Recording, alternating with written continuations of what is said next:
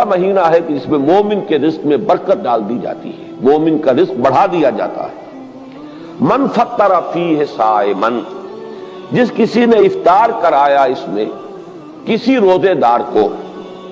کان لہ مغفرۃ لذنوبہ وعتق رقبتہ من النار، تو وہ اس کے لیے اس کے گناہوں کی مغفرت کا سبب بن جائے گا اور اس کی گردن کے آگ سے چھٹکارا پانے کا ذریعہ بن جائے گا،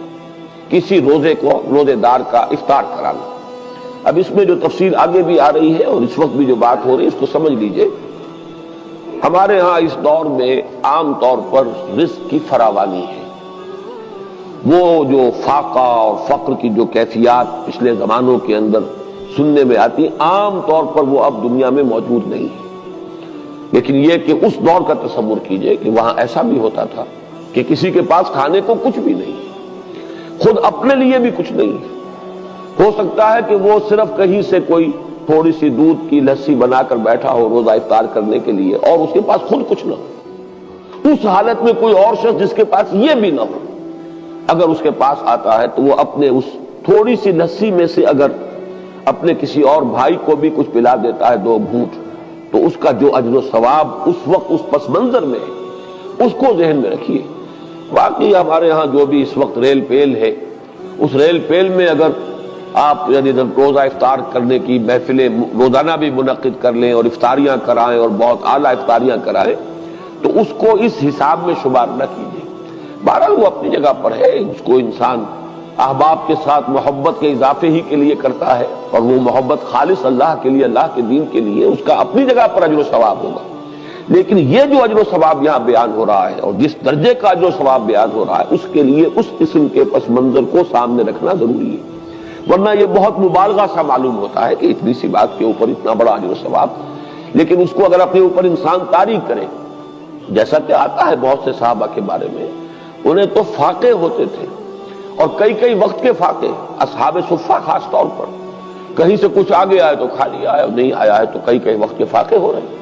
حضرت ابو ہریرہ فرماتے ہیں رضی اللہ تعالی عنہ، کیونکہ وہ بھی اصحاب صفہ میں شامل تھے،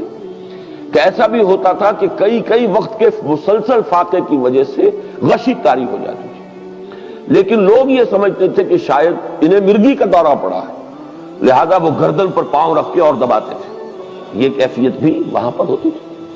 چونکہ اللہ تعالیٰ نے جو نظام محمد الرسول اللہ صلی اللہ علیہ وسلم کو دیا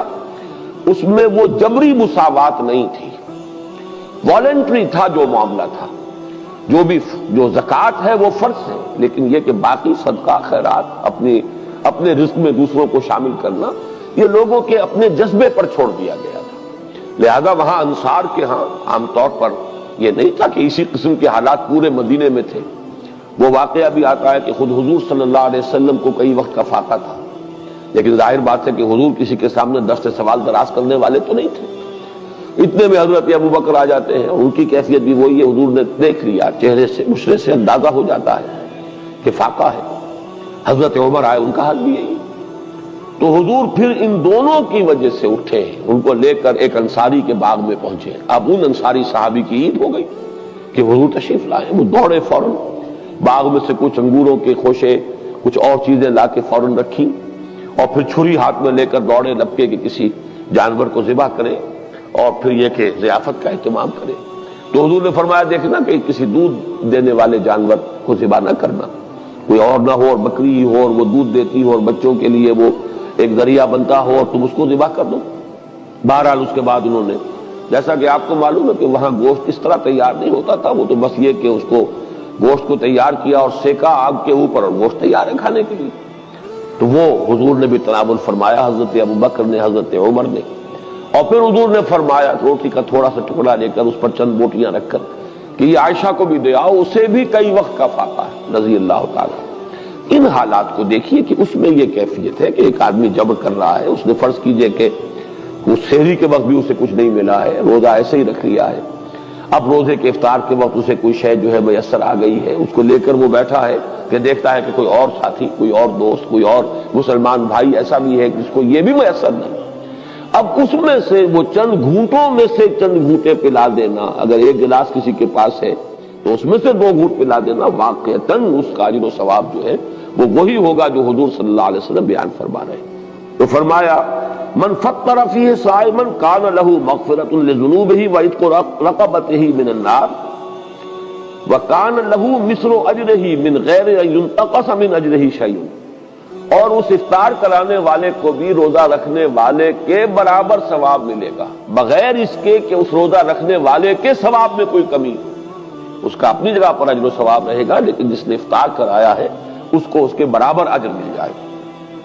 قلنا یا رسول اللہ، ابھی حضرت سلمان فارسی فرما رہے ہیں کہ ہم نے عرض کیا ہے اللہ کے رسول صلی اللہ علیہ وسلم، لیس کلنا یجد ما یفطر بہ الصائم، حضور ہم میں سے ہر ایک کو تو یہ مقدرت حاصل نہیں ہے کہ جس سے وہ روزہ کسی روزے دار کا روزہ افطار کرا سکے، ہم پر تو خود جو ہے بہت فقر کا غلبہ ہے، ہم بہت احتیاج کی کیفیت ہے۔ لیس کلنا یجد ما یفطر بہ الصائم فقال رسول اللہ صلی اللہ علیہ وسلم، تو ارشاد فرمایا اللہ کے رسول صلی اللہ علیہ وسلم نے، یؤتی اللہ ھذا الثواب، اللہ تعالیٰ یہ ثواب عطا فرما دے گا اس شخص کو بھی، من فطر صائما علی مضغۃ لبن،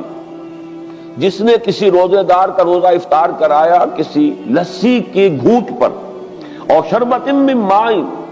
یا پانی بھی کسی وقت اس قدر کمیاب ہو جاتا ہے کہ پانی ہی نہیں ہے تو پانی میں سے بھی کسی کو حصے دار بنا لیا ہے،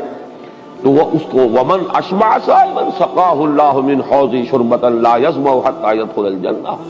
اور جو شخص کسی روزے دار کو پیٹ بھر کر سیر ہو کر کھانا کھلائے گا اس کو تو اللہ تعالیٰ میرے حوض سے، حوض کوثر سے پلائے گا، سیراب کرے گا، اور اس طرح سیراب کر دے گا کہ پھر جب تک وہ جنت میں داخل نہیں ہو جائے گا اسے پیاس کا احساس نہیں ہوگا، یعنی اس درجے سیری کا احساس ہو جائے گا کہ اللہ تعالیٰ جب تک کہ وہ جتنے مراحل ہیں یوم حشر کے اور اس کے مختلف مراحل اور مدارج، وہ آپ کو معلوم ہے یوم یجعل الولدان شیبا السماء منفطر به کان وعده مفعولا، وہ دن کے جس کے شدائد ایسے ہیں کہ بچوں کو بوڑھا کر دینے والا دن ہے، تو اس دن پھر پیاس نہیں لگے گی اس شخص کو جس کو اللہ تعالیٰ میرے حوض سے پلائے گا۔ تو فرمایا کہ جو کسی صائم کو پیٹ بھر کر کھانا کھلائے گا روزے دار کو، سقاہ اللہ من حوض شربۃ لا یظمأ حتی یدخل الجنہ وہو شہر اولہ رحمہ، یہ جو مہینہ مبارک ہے اس کے 3 عشرے ہیں۔ پہلے عشرے کے بارے میں فرمایا وہ اللہ تعالیٰ کی رحمت کا مظہر ہے، وأوسطہ مغفرہ، اور اس کا درمیانی عشرہ جو ہے وہ گویا کہ اللہ تعالیٰ کی طرف سے مغفرت کا پروانہ لے کر آتا ہے، وآخرہ عتق من النار، اور اس کا آخری عشرہ وہ تو گویا کہ آگ سے مستقل چھٹکارا پا جانے کا پروانہ ہے۔ ومن خفف عن مملوکہ فیہ غفر اللہ لہ وعتقہ من النار، اور جو شخص اس ماہ مبارک میں اپنے کسی غلام کی مشقت میں کمی کرے گا، تخفیف کرے گا، تو اللہ تعالیٰ